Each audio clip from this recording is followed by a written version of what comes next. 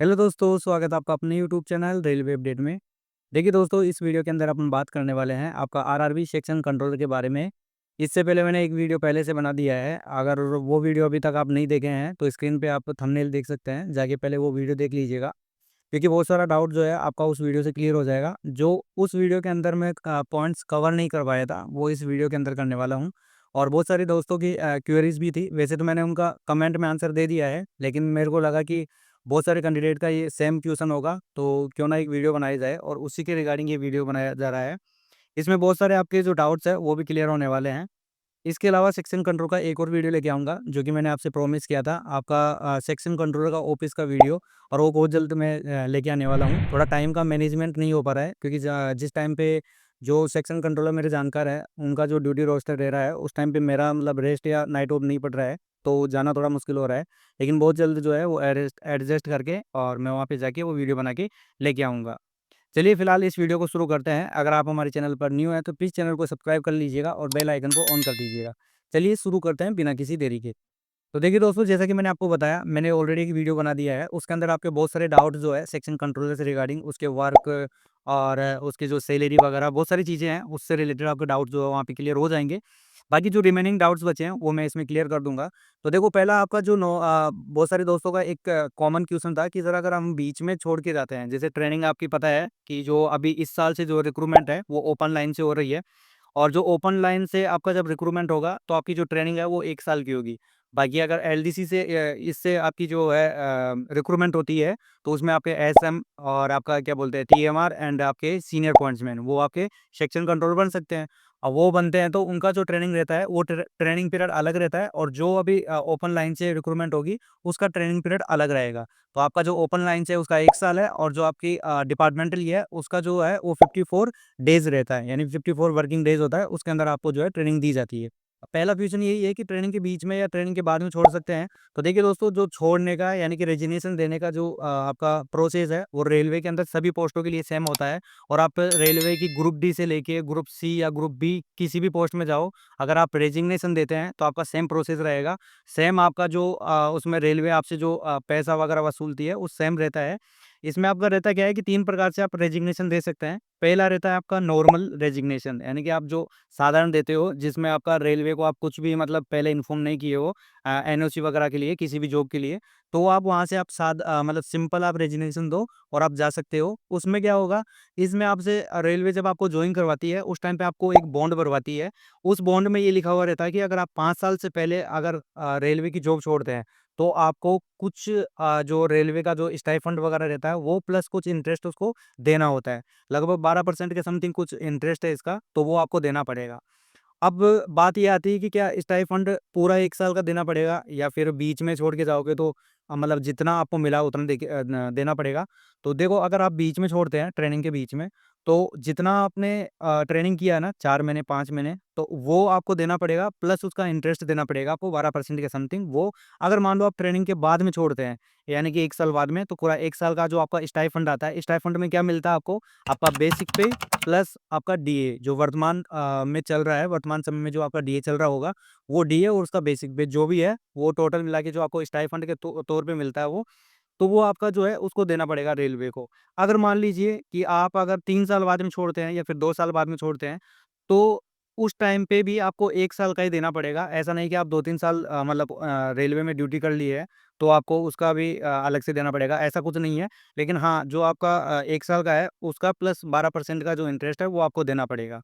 क्योंकि उस टाइम पे आप जो है रेलवे का कोई काम नहीं कर रहे होते हो, केवल आप सीख रहे होते हो। उस तौर पे आपको जो है आपका खर्चा चलाने के लिए रेलवे आपको अमाउंट के तौर पे आपको स्टाइपेंड देती है। तो वो जो स्टाइपेंड होता है, वो आपको एक तरह से सीख रहे हो कोई काम को, उसका मिल रहा होता है, तो वो इसीलिए वापस से लेती है। अगर मान लीजिए आप 5 साल बाद में किसी जॉब को छोड़ते हैं, तो आपको चाहे नॉर्मल दो आप, तो आपको जो है कोई भी पैसा भरने की ज़रूरत नहीं है, आप छोड़ के जा सकते हैं।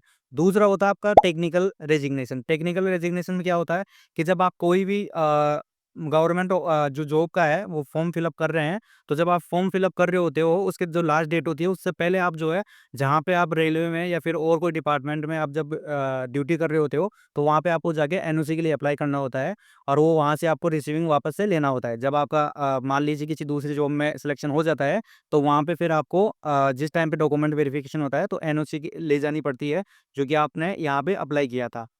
तो वो आपको उस टाइम पे मिल जाती है। ये रहता है आपका टेक्निकल। एक होता है आपका वीआरएस, यानी कि ये होता है आपका ये शुरू के लिए नहीं होता है, ये लास्ट के लिए होता है। जब आपकी सर्विस का एंड हो रहा होता है, तो जैसे कुछ साल आपके बचे हुए होते हैं, 4-5 साल ऐसे कुछ, तो उस टाइम पे आप जो है वीआरएस ले सकते हैं, जिसको बोलते हैं मतलब आपका स्वैच्छिक सेवानिवृत्ति, यानी कि आपकी खुद की इच्छा से आप मतलब जॉब नहीं करना चाहते हो और आप जो है रिटायरमेंट लेना चाहते हो, तो वो रिटायरमेंट वाला होता है।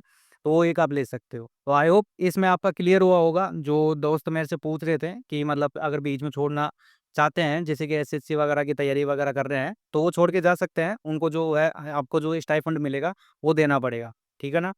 एक दूसरा क्वेश्चन था कि सर सेक्शनल कंट्रोल को जो लीव मिलती है वो कितनी मिलती है? तो देखो रेलवे में जो लीव मिलती है वो भी सभी को सेम मिलती है। किसी को मतलब ऐसा नहीं कि कोई लेवल 6 का है, लेवल 7 का तो उनको ज़्यादा मिलेगी या फिर जो लेवल 1 का है तो उनको कम मिलेगी। ऐसा कुछ नहीं है। आपको 30 एलएपी मिलती है, 10 सीएल मिलती है। ऐसे करके टोटल जो है 40 आपकी ये लीव होती है, जिसको आप 1 साल के अंदर ले सकते हो। उसके अलावा आपको 10 प्लस 10 जो है आपको मिलती है एचएलएपी, जो कि आप इसको एक तरह से ऐसे समझ सकते हो सिक लीव के तौर पे। मैं लीव के ऊपर एक वीडियो बना के लाऊँगा, उसके अंदर ये सारे जो डाउट है लीव से रिलेटेड वो क्लियर कर दूँगा। तो फिलहाल इतना समझ लीजिए कि आपको जो है आप 1 साल के अंदर जो ले सकते हैं वो 40 लीव होती है, वो आप ले सकते हैं।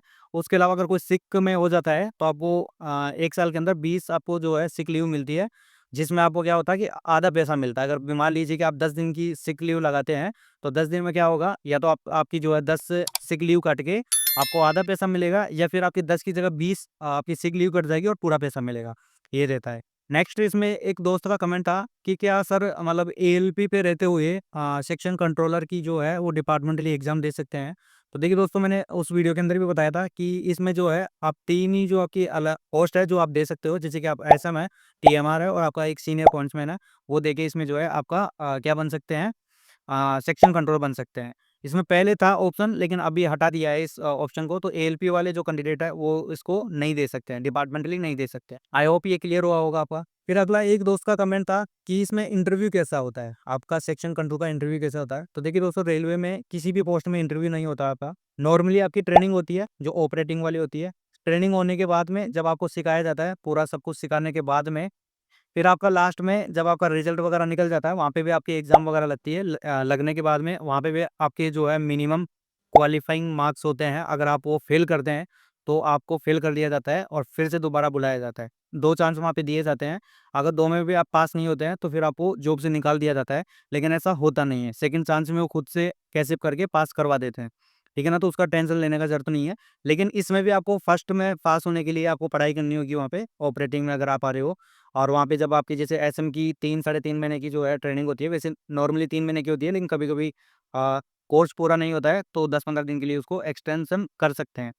तो वहाँ पे आपको जो है पास होने के लिए मिनिमम क्वालिफाइंग मार्क्स लाना होता है। पास होने के बाद में फिर आपका होता है वाइवा, यानी कि वाइवा एक तरह से इंटरव्यू इसको नहीं बोल सकते हैं, इसका एक तरह से ऐसे बोलो कि मौखिक आपकी जो परीक्षा होती है वो होती है। उसमें आपको ओरली जो है क्वेश्चन पूछे जाते हैं, जो आपको पढ़ाया गया उससे रिलेटेड, कि आपको क्या आता है, क्या नहीं आता है, उससे रिलेटेड। तो नॉर्मली वो आपका वाइवा होता है, वो सभी में होता है, जैसे ऑपरेटिंग से रिलेटेड होती है, जैसे कि एसएम की है आपकी और आपकी जैसे सेक्शन कंट्रोलर की है, इनकी है, वो सभी में आपका जो है ये नॉर्मली वाइवा होता है। अब वाइवा किस में होगा, इंग्लिश में होगा या हिंदी में? तो देखिए दोस्तों, जहाँ पे आप जिस ज़ोन में आपकी जो लैंग्वेज है, उसी लैंग्वेज में जो मोस्टली है, वो आपका वाइवा होता है। जैसे नॉर्थ साइड में मोस्टली हिंदी में होता है, पढ़ाई भी आपकी हिंदी में होती है। अगर आप साउथ में आओगे, बेसिकली मैं आपको बता रहा हूँ चेन्नई, अगर आप जो चेन्नई ज़ोन में आते हो, तो यहाँ पे आपकी जो पढ़ाई होती है, वो मोस्टली इंग्लिश में ही होती है, बहुत कम आपकी हिंदी में होगी, वरना इंग्लिश में ही होगी, और जो आपका वाइवा वगैरह होता है, वो भी इंग्लिश में होगा।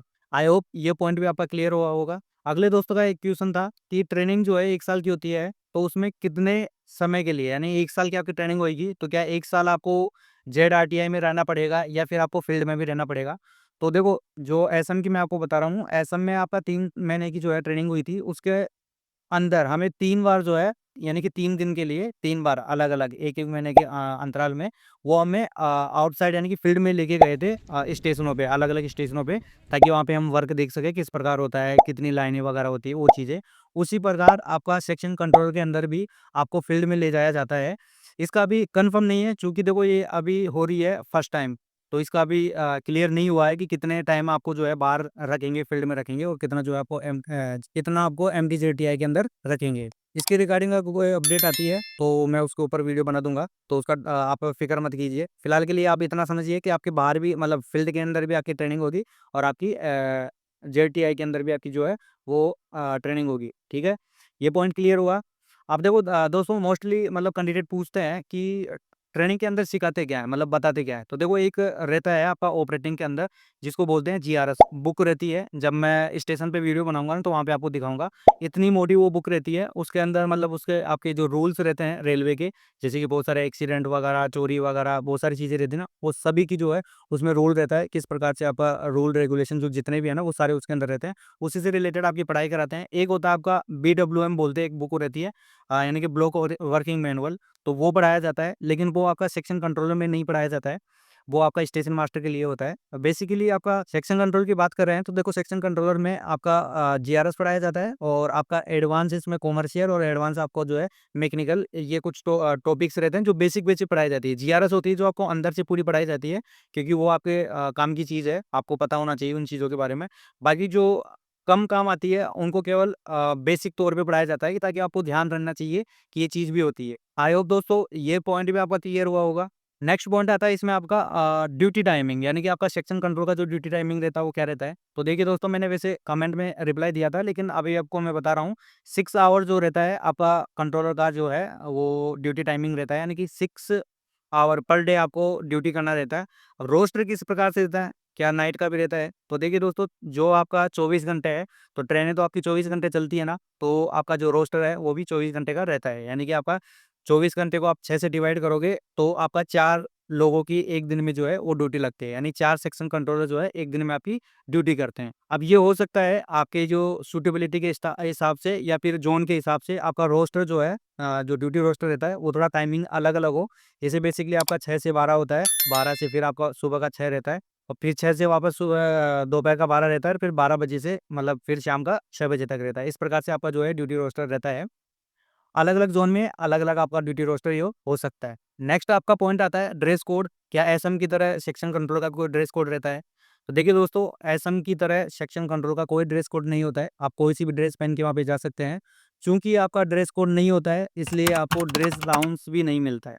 स्टेशन मास्टर बाकी और जो पोस्ट होती है, उन सभी में जो है आपका ड्रेस अलाउंस मिलता है। जैसे कि स्टेशन मास्टर को 12,500 के समथिंग मिलता है 1 साल के अंदर। पॉइंट्समैन को लगभग साढ़े 6 या 7,000 के समथिंग मिलता है। उस प्रकार से सभी जो डिपार्टमेंट के कैंडिडेट हैं, उनके अलग-अलग जो है आपकी ड्रेस कोड के हिसाब से पैसे मिलते हैं उनको। और लेकिन सेक्शन कंट्रोल को ड्रेस कोड के पैसे नहीं मिलते हैं, क्योंकि ड्रेस अलाउंस आपको नहीं मिलेगा, क्योंकि आपका ड्रेस कोड नहीं होता है। आप जो है कोई सी भी ड्रेस पहन के जा सकते हैं। एक कैंडिडेट का और क्वेश्चन था कि मतलब सेक्शन कंट्रोलर की जो पोस्ट होती है वो मतलब इतनी ज़्यादा हेक्टिक होती है। वो बोले कि किसी से सुना उन्होंने, इतनी हेक्टिक होती है कि वो नेचुरल कॉल भी नहीं ले सकते हैं और जो इमरजेंसी कॉल होता है वो भी नहीं ले सकते हैं। आई होप नेचुरल कॉल से आप समझे होंगे कि जब आपको टॉयलेट वगैरह जाना होता है कि वहाँ पे भी आप नहीं जा सकते ड्यूटी टाइम में, और आप जो कोई इमरजेंसी कॉल आए घर से तो वो भी अटेंड नहीं कर सकते हैं। तो ऐसा बिल्कुल भी नहीं है। आप सेक्शन कंट्रोलर की पोस्ट पे रहते हुए आराम से कॉल अटेंड भी कर सकते हैं और आप नेचुरल कॉल भी ले सकते हैं। ऐसा नहीं कि आप बिल्कुल नहीं ले सकते हैं। ये कब होता है कि आपको मतलब ये टाइम नहीं मिलता है, ये कभी-कभार होता है, जब आपका कुछ इंसिडेंट हो जाता है। क्योंकि यहाँ पे सेक्शन कंट्रोलर का जो सेक्शन होता है, वो बड़ा होता है, जिसमें आपको मैंने बताया कि 15 से 20 इसमें स्टेशन आते हैं। जितना बड़ा सेक्शन होगा उतने बड़े उतने सारे उसके अंदर आपके स्टेशंस आएँगे, और सारे स्टेशन में देखना तो एक स्टेशन से अलग स्टेशन से क्वेरीज़ आती रहती है। इस वजह से वहाँ पे थोड़ा टाइम जो है वो बिज़ी रहता है।